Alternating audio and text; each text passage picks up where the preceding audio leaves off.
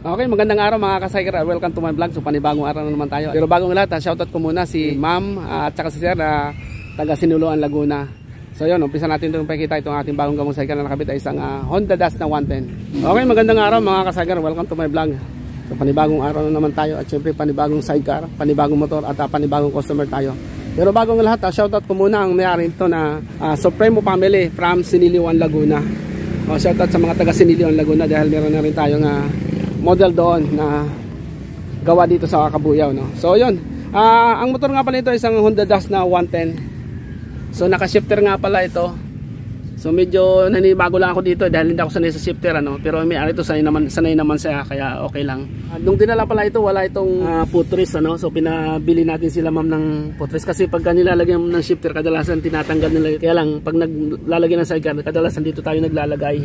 Kailangan talaga yan dahil kadalasan nga pag wala kasi yan, medyo dito tayo maglalagay sa swing arm, kaso medyo mahirap itong baklasin ng swing arm na to, kaya mas madali na dito tayo maglagay ng footrest o balancer dito sa footrest na yan.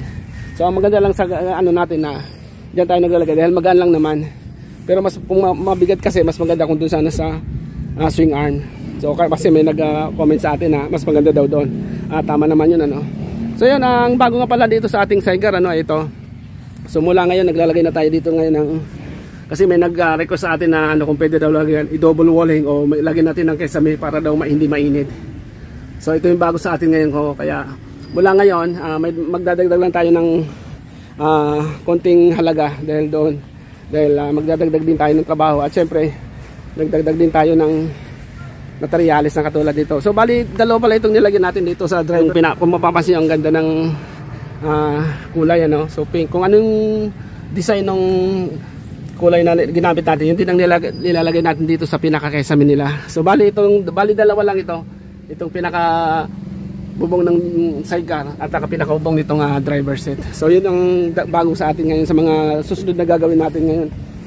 Dinadagdag doon natin yan. Kaya lang nagdadagdag lang din tayo ng konting halaga doon sa dinagdag natin na mga gagawin, ano.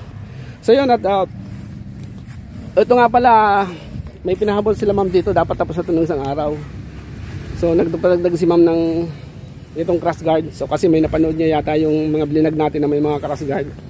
So nagdesisyon ako pwede daw pahabol pa. So yun, nahabol naman natin kasi di pa naman natin natapos talaga ito, kaya nahihabol pa natin. At ayun, isa pa sa dinagdag pala dito ni ma'am at saka sir itong glass frame. So bali tatlo pala dinagdag din, ano, yung glass frame, yung crash guard at saka yung yung carrier sa likod. So kung plain lang ito nasa 19,000 lang to. So kaya lang nagdagdag nga dito ng glass ng ano, ito yung carrier, itong crash guard at saka itong glass. Kaya halos umabot ito ng nagdagdag siya ng 1, 2, 3, bali plus salamin 3,700. So bali sa 19,000 umabot ito ng 22,700.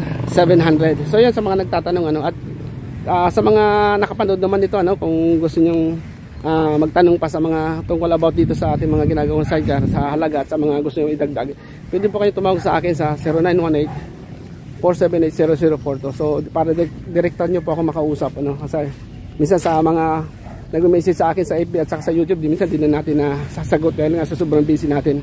So mas maganda tumawag na lang po kayo para minsan marinig natin nagre-ring, di masasagot agad natin at direktan nyo ako makakausap tungkol dito sa mga sidecar dito. So yan, hanggang dito na lang tayo mga ka-sidecar, ano.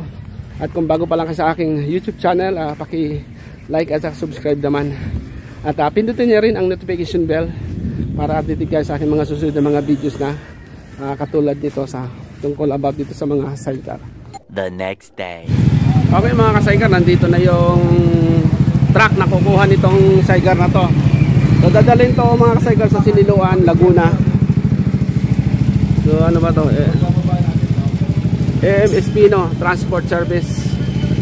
So halos saktuhan lang itong sidecar dito, no, di katulad dun sa Dongking Cargo. Mas malaki yung Dongking Cargo, malapad yun.